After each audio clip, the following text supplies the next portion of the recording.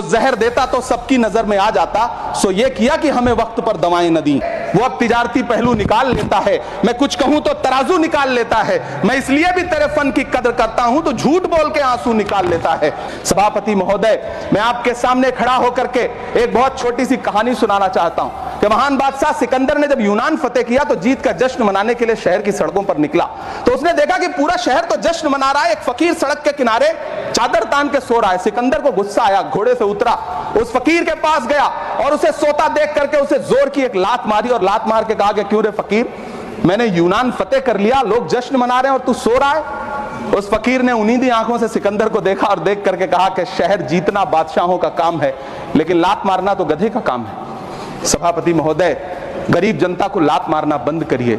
ये अमीरों के लिए बनाया गया बजट है, ये निराशाजनक बजट है। हम अमृतकाल सुनते आ रहे थे, ये अमृतकाल इतनी जल्दी समाप्त हो गया कि अब अमृतकाल का कोई नाम तक नहीं लेना चाहता है। जिस बजट में मनरेगा के लिए 1 रुपए की बढ़ोतरी ना हो, वही पुराना 86,000 करोड़, जबकि पहले ही 9,754 करोड़ का घाटा हो।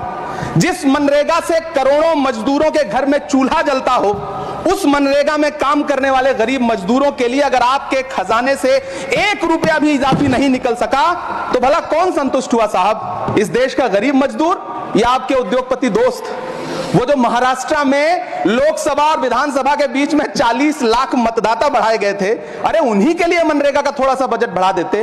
क्या उसमें मनरेगा का एक भी मजदूर नहीं था 40 लाख लोगों में? सारे के सारे 12 लाख की छूट वाले से आगे के लोग थे। जिस देश में 40 से 45% मेडिकल फैकल्टी की सीट खाली हो, वहां बजट में 75,000 नए मेडिकल सीट्स का ऐलान हो रहा है। सरकार बहादुर, कम से कम इस देश के पढ़े लिखे युवाओं को तो मूर्ख समझना बंद करिए। पहले 7500 मेडिकल सीट्स बाद में बनाइएगा, पहले जो एम्स में 2161 पद खाली पड़े हैं उनको तो भर दीजिए। वित्त मंत्री जी देश की संसद में भाषण दे रही थी तो वहां मुंबई में कोई गरीब इंसान जब अपनी जेब टटोल करके अपनी मोटरसाइकिल में 1 लीटर पेट्रोल भरवा रहा था तो उस पेट्रोल की कीमत थी 103 रुपया प्रति लीटर।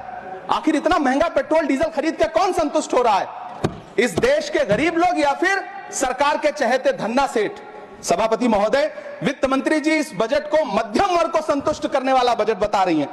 अरे मैडम, हम आप यहां पर बैठे रहते हैं और वहां बाहर इसी दिल्ली में 1 लीटर दूध, चाहे वो अमूल का हो या फिर मदर डेयरी का हो, उसकी कीमत 73 रुपए लीटर है। इतना महंगा बेच करके कौन संतुष्ट हो रहा है? गरीब जनता या आपके धन्ना सेठ दोस्त? सभापति महोदय, इस सरकार का बाजार और महंगाई पर कोई नियंत्रण नहीं रह गया है। चाहे देश में लहसुन 400 रुपए किलो बिक जाए, टमाटर 100